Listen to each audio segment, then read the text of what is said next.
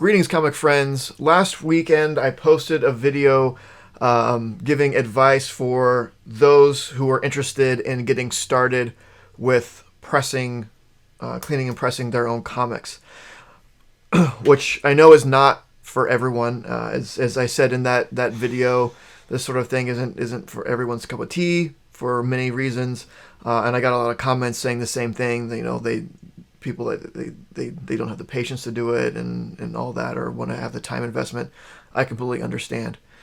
So what I'm going to do this time around is give advice for people who are sending comics in to be pressed by a presser, either like myself or there's many other people out there that do cleaning and pressing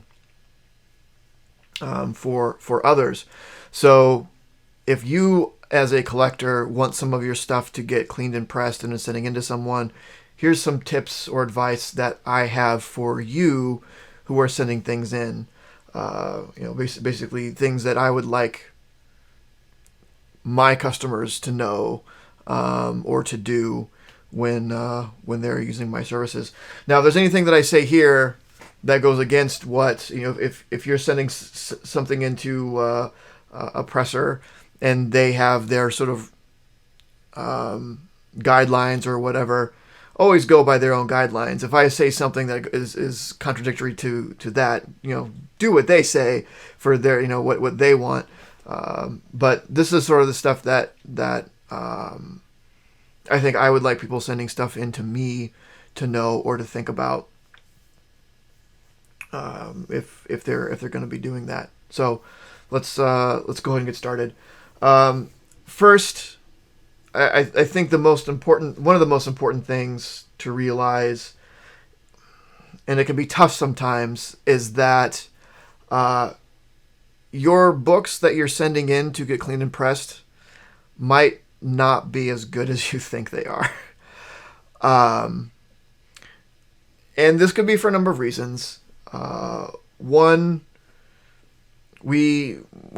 sometimes we kind of have a blind spot when it comes to our own stuff, and we want to believe that they are a little bit better than what they actually are. Also, it could just be not knowing what to look for. But someone who looks at a lot of books and specifically is looking for defects, like most pressers, they have a really, really good eye for things. And a lot of times they will see things that the owner of the book doesn't see. I don't know. It's the worst part of what I do, for sure, is getting a book that someone sent to me and seeing something on it when I'm like first looking it over or start to work on it and being like, hey, did you know that this was there? Did you know it had this defect? That I can't do it. Did you know it? This like spine is split. Did you know that it had this sort of thing? And little things that you may not see just by, looking at. This is the last thing I read, so I have it here to use as an example for things. Just looking at a book, you might say like, yeah, this looks it looks fine. But those of us that do cleaning and pressing, we need to know what we're going to be getting ourselves into.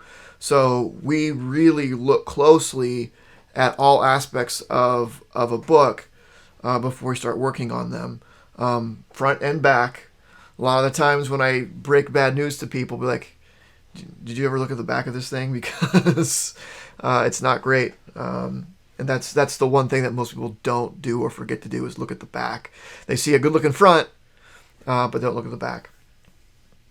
So just be open to hearing your presser's opinion on your books. And maybe with that new information, it's not worth the book getting worked on, getting clean pressed or graded or whatever you plan on doing with it. Just be understanding, just know that if you're sending your book off to a professional to get cleaned and pressed, you're probably doing so because they have a lot more experience than you do, or have a better eye, more knowledge in what to look for on those sorts of defects. And I've had people be, I've told them, like, there's this thing on there, and like, that's impossible. That couldn't be there. I bought that off the shelf. Like, books off the shelf aren't guaranteed to be 9/8.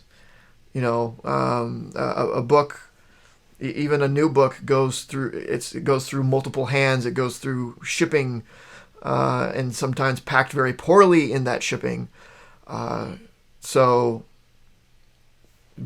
everyone wants to believe their stuff is great, but just understand that it isn't always that way, and just be understanding of that, and be understanding that the person that's giving you the bad news hates giving you bad news. Like I said, it's the worst thing that I feel that I ever have to do, is be like, hey, I'm sorry, but I found this thing on it, and did you know this was there, and whatnot. Don't take it out on them. Understand that they're just letting you know, and they don't always have to. They could see a defect and say, well, I already got your money. I don't care. I'm gonna clean it and press it anyway. Here you go. That's not saying that I know of anyone that does that, but someone could. I know whenever I see a defect that I think that the owner might not know about, I tell them if I can, I tell them before I start working on it. Sometimes I don't notice until afterwards, when I'm really looking things over after the fact to make sure everything got pressed out and whatnot. Just be. It sucks for you if that happens, but it also sucks for the presser that's informing you. Just be understanding of that. Number 2, be patient in a lot of different aspects, right? So first of all, things are crazy right now in comics in general. Grading's way backed up, but along with that, cleaners and pressers are way, way backed up. And they can only work so fast. It is a time-consuming thing to clean and press books. Also be aware of, and this is different from presser to presser, but for me, in my pressing business, it's a side thing. I have, my normal 9-to-5 job. I do this on the side, which means I don't have a whole bunch of time to put towards this. I have to have a life too. I can't be, well, I get home from work, guess I'm going to do cleaning and pressing until I go to bed every day, right? I do it when I have time. What's nice about pressing is a lot of it is kind of hands off. You put it in the press and you can walk away. But when it comes to like the cleaning, that takes a lot of time, and I can't press your book. If your books need to get cleaned, they have to get cleaned before they get pressed. So it has to go in that order. So the pressing can be delayed by the need for having something to be cleaned. So be patient of an understanding of your presser's time and the other things they have going on. When you get an order to get your presser into your presser, they might not get to it for a while because they have people in front of you, right? I do first come, first serve. Well, I do first pay, first serve. I have a queue, and as soon as someone pays, that's when they go in the queue to get worked on. And there might be months of work ahead of yours. So be understanding of that, be patient of that. Feel free to ask them, how long do you think it'll be before you get to mine or whatever. I think that's a reasonable question. But if the answer is a long time, then understand that, there are other people getting their stuff done. It's not just you. And if they give you an estimate of it's going to be 2 weeks, a month, 2 months, 3 months, understand that it's an estimate. Things can change as you go. Some books can end up taking more time. Life happens. A lot can happen in 2 months, that means they may have gotten delayed by other things.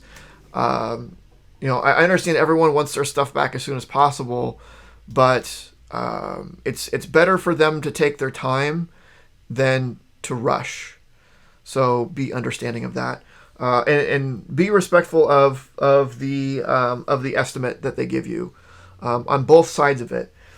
If they say it's going to be a couple months till I get to your books, don't hound them a week later. Hey, have you started my books yet? Nope. I said 2 months. So if you want to ask again in that 2 month range, sure. But don't be a nuisance, I guess. And again, I get it. But what you also have to understand is, again, you're not the only person. So if I have 10 customers at any one time, and I'm constantly get berated by update, and this really mostly is dealing with, for me, with grading companies, because they're so far behind, and I understand that I'm getting impatient with my stuff, but sometimes it gets tough to constantly being asked, any updates. I promise I'll let you know. I'll let you know. So just be cool. It's a real stressful time for pressers right now. It really is, just because of the huge influx of demand. And for the most part, I'll say the people that I work with are cool. Every once in a while, there's people that aren't, and just don't be one of those people. Just be cool. Yeah. Let's see. Next, be informed about your own stuff and what you want done with them. As a collector, hopefully you're sending stuff or asking stuff to get cleaned and pressed that you want for a reason. I'm generally more than happy to give advice. If people send me books, advice on is it worth getting cleaned and pressed? Is it worth getting sent in? And so on. Like, the customer, they know what the book is. It's just more of, is it worth putting a bunch of money into it? Potentially a bunch of money if it's clean, press, and grade. Is it worth putting money into it based upon what can come out, right? There's a lot of things with books, particularly older books, any books, that are unfixable. And given those unfixable things, is it worth putting time and money and effort into fixing them? I'm more than happy to give that sort of advice. It's definitely easier to do with the book in hand. What isn't as cool is someone just giving me a stack of books where the person handing them over to me has no idea what's in there and says, "Tell me what to do." That's asking a bit much, right? I give advice for free. If someone sends me in a bunch of books and just wants some general advice on what to do with them, I'm more than happy to do that. But there's a limit. There's taking advantage, right? Here's a stack of books. Here's 100 books I bought from a garage sale. Tell me what I should do with them. Should I clean and press these? Know what you have. Have at least a general idea of what you have. Don't send it in something if you don't know whether or not it's possibly going to be worth it. I'm not here, and pressers aren't here just to turn your random buys into gold. Have an idea of what you have and whether or not it's worth it. And I don't know how far other pressers go. Some of them I are probably just like, you tell me what you want, you send it to me, I press it, I send it back, that's it. I am willing to give some advice on those sorts of things, but within reason. So be reasonable with the sorts of things that you're asking. This goes for anybody, right? For anything, be reasonable what you're asking of someone to do for you. But this is no exception to that. Next, when you send your books in, be mindful of what you're sending them in. So I like people to send their books into nice, clean, new, if necessary, bags and boards that are loosely fitting. So when I get books in and I look them over and determine what they need done to them, how much cleaning needs to be done and so on. If I can avoid taking the book out of the bag, the better. So the less handling I have to do with it, the better. The less risk involved, right? If I can slip the board out and get a good idea of what's going on in the back. I can obviously look at the front. And the cleaner the bag is, the easier that is to do. I've seen some nasty bags, like really, really nasty, almost to the part where they're like yellow. And it makes it really hard to get a good idea or feel for the condition of the book if it's in a dingy bag. So if you have to rebag and board your stuff just to make sure they're clean, then do it. Also use loose fitting bags. I Silver Age, even for modern stuff, send them in Silver Age bags. Silver Age obviously send in silver. But even modern age books send in silver. And I'm gonna start explicitly asking this of customers when they send stuff in silver, especially if they're going to be sent off to be graded. But the reason for that is, and I mentioned this in the video about tips for beginning and starting cleaning and pressing. When a book is worked on, it may be taken in and out of the bag multiple times during the process. And the easier it is to take something out of a bag, the less risk is involved, the less stress gets put on the book. So your normal sort of plastic bags, not the Mylars, don't send them with Mylars, especially if you're sending them in to get graded. You don't get those bags back. So don't send your nicest bags in because they're going to be gone. But something that's nice, loose, it's like it's easy to take this in and out of the bag, and I'm not worried about it. I've had to cut books out of bags before because they're sent in a bag that was so tight. There's like a really, really tight like Mylar, and the Mylar material kind of clings to the book as well. But I tried taking it out, and it was an older book. Like, I do not feel comfortable with having like the stress I'm having to put on on the book just to take it out. So I had to cut it out. And the last thing I want around comic books are scissors. You don't want them to be around. You don't want the risk. I don't want to have to cut books out of bags because I don't want sharp things around them. So be mindful that your book is going to have to be taken out and put back in the bag potentially multiple times. Make it as easy as a process, as easy for the person working on them and as easy on the book as possible. Just things that you might not think of. A lot of times we get a book, we read it, we put it in a bag, and we never think of it ever coming out of it again, so it's fine.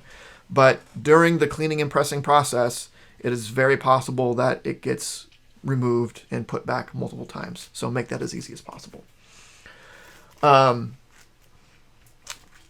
When sending in books, another thing I want to keep away from paper as much as possible, other than sharp things like scissors, is tape. We've all had incidents with a tape pull, right? You don't want to get tape on a book, especially the type of tape that you usually seal books with, your normal sort of like Scotch tape sort of tape. In that process of taking the book in and out of the bag multiple times, don't want to risk any tape being involved.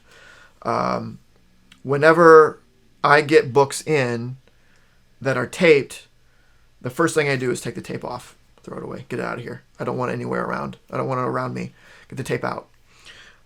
If you are going to tape your books, which it's fine, it's reasonable. You don't want your books slipping out, and it all depends upon how you pack it. Like if you pack it correctly, it shouldn't have a way of slipping out. But if you are going to use tape, use painter's tape. You can find this in so many places. You can get this at Target and Home Depots and places like that. It is a tape that has some stickiness to it, but it is not quite as adhesive as your normal clear, transparent Scotch tape. I still don't want this to get stuck to a book, but it's nowhere near as bad. But it will keep a plastic bag sealed. So if you are going to use tape, use this. Most of my customers know that when they send me stuff in, if they send me stuff in and they have tape on it, when I send it back, it has this on it. Because when I get the book, I take that other tape off, and then when I go to send it back, I seal it with this, just for safety's sake. Now, they may take it off and replace it with Scotch tape. That is up to them. But I want to be as safe around other people's books. I mean, my books too, but other people's books, customers' books, as much as possible. So if you use painter's tape, that's one less step that your presser is going to have to deal with. If they do that, I don't know if all pressers do that. I do, just because I want to be extra safe. Others, either you're saving them the time to have to deal with that if they do take it off, and if they don't take it off, you're reducing the risk that something happens. So either way, it's beneficial to use painter tape. Now for long-term storage, by all means, use whatever tape you want. I use Scotch tape for my long-term storage. I like that. For long-term storage, I don't like painter's tape because it's thick. And I don't want, you put enough books in a box for a long enough time, and if there's extra thickness, that adds up and can start to squeeze on stuff. So I don't like this for long-term storage, but for short-term storage, especially when the book is going to be removed and put back into a bag, then definitely use that painter's tape. Also, just generally pack safely and securely. I've seen some pretty bad packing jobs before, where I can't be sure, but when I got the books and took them out of the packaging, it's like these might have been in better shape when they got put in this. So I suggest when packing multiple books. So first of all, whenever I send books, raw books, I have them face to face and back to back. So basically alternate. Put this way. I'll put this one that way and this one that way. What that does is it alternates the side of what the staples are on. It's not just about faces and backs, right? I wouldn't want to do this, for example, because the staples are still aligned. I want the staples to be on opposite sides. Kind of for a similar reason that I don't like to use the thicker tape for long-term storage. When things are getting packed, they're being pressed together a little bit, and the staples start to add up on one side. I mean, we've all stacked books, right? We stack books on top of this. It eventually starts to kind of lean over, right? Because the spine side is thicker.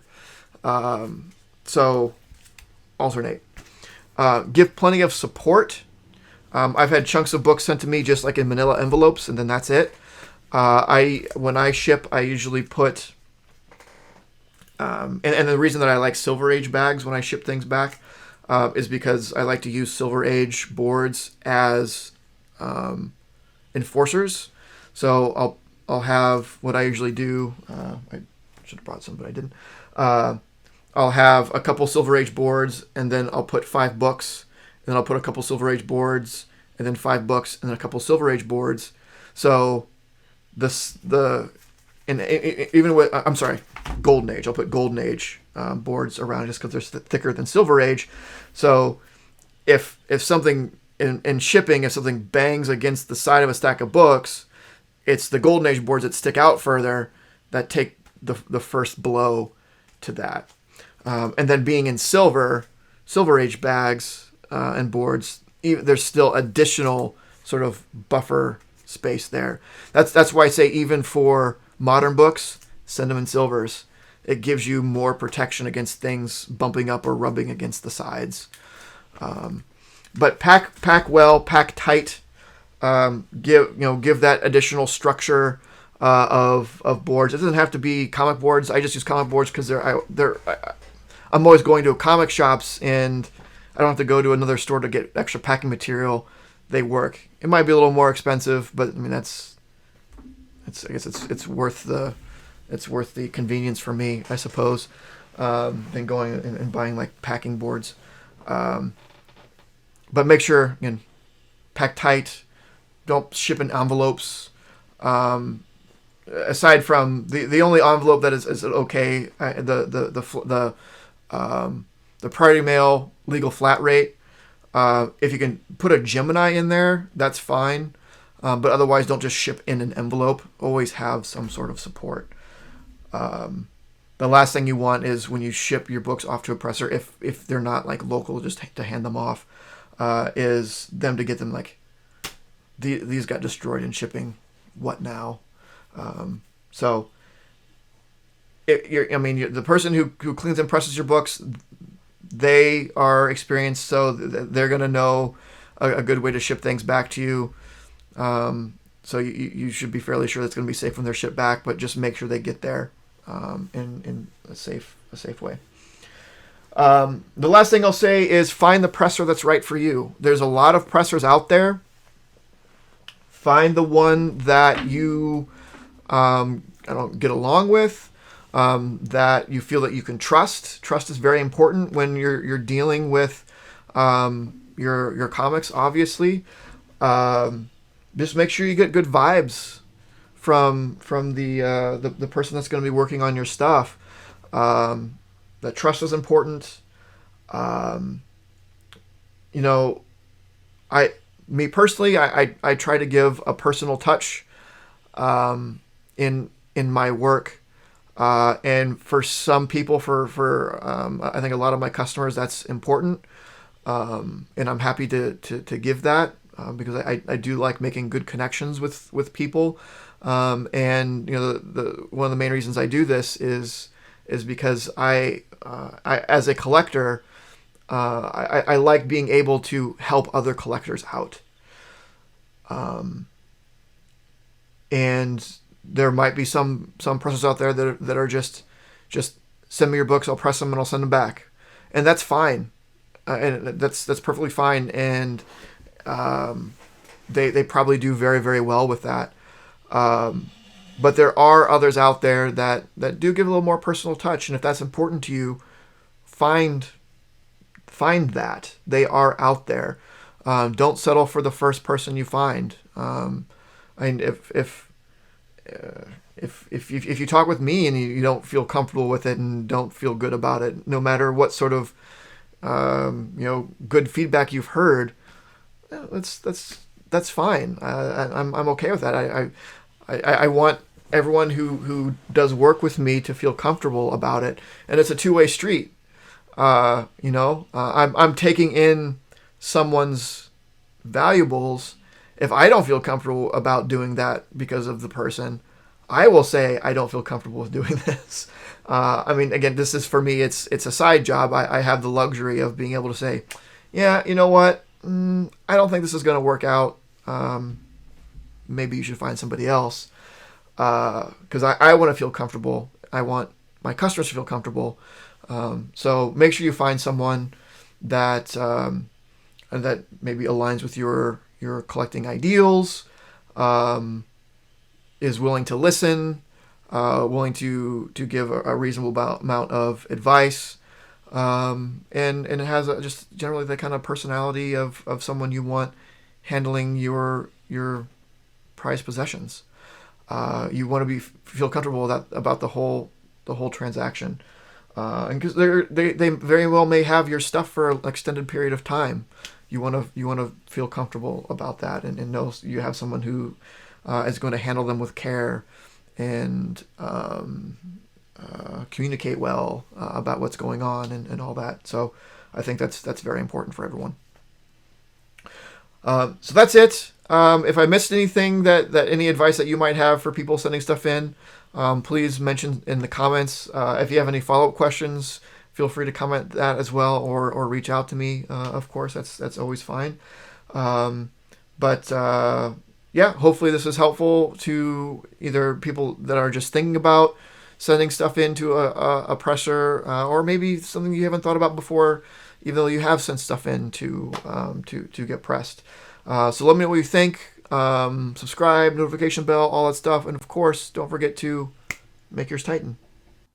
This video was brought to you by Titan Comic Pressing.